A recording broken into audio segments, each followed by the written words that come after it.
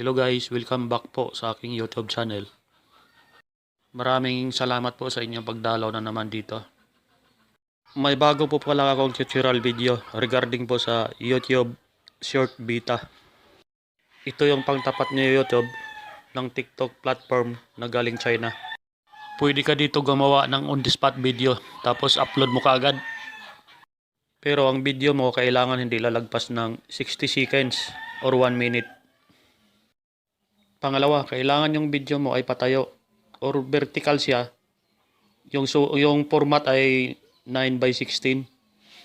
Ngayon, kung mayroon ka naman mga stock na video, mas maganda kung i-edit mo muna ito. At i-format mo ng patayo 9:16. At hindi lalagpas ng 60 seconds. At ang panghuli, dapat may YouTube account ka na. Okay po, sisimulan na natin.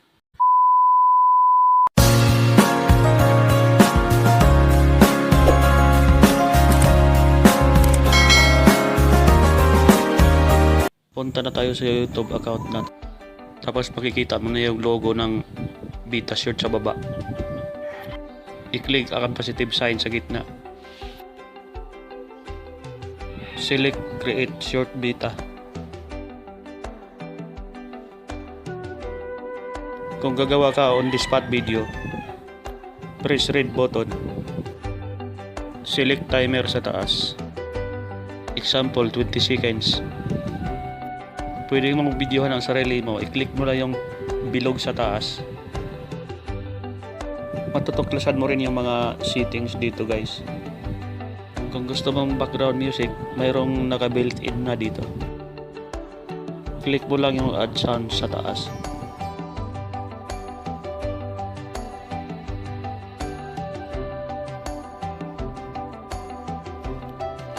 Select natin itong pangalawa.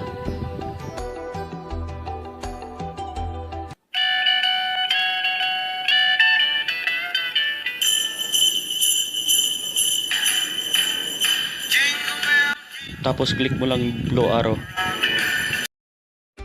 Ganun lang po ang gagawin mo pag on the spot video. Pero ang i-upload ko ngayon ay galing sa gallery. Kung galing gallery ang video mo, click square button. Tapos pipili tayo ng stock video natin. Ito intro video, wala pang 30 seconds.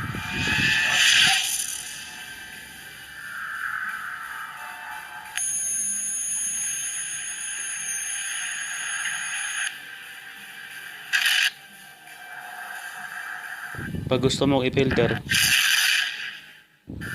click filter sa baba. Bahala ka na pumili dyan.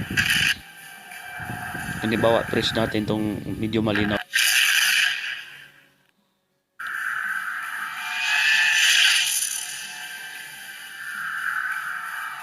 Click next sa taas.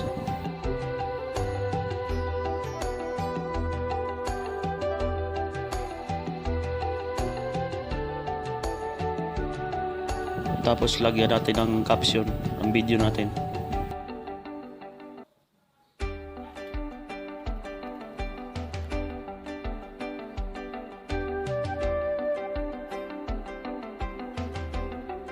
Ngayon may option dyan kung gusto mo public or private ang video mo.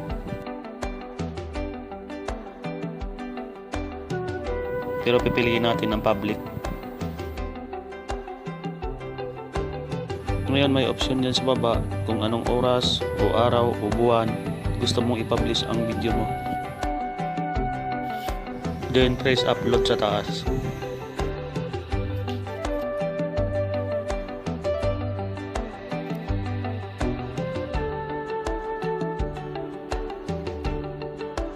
Naantayin lang natin habang naglo-loading.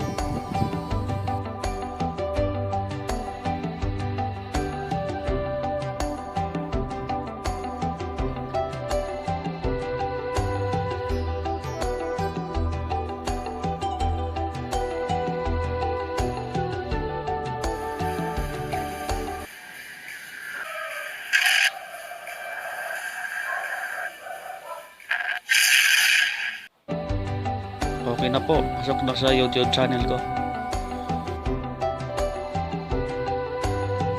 Maraming salamat po. Hanggang sa susunod na video natin.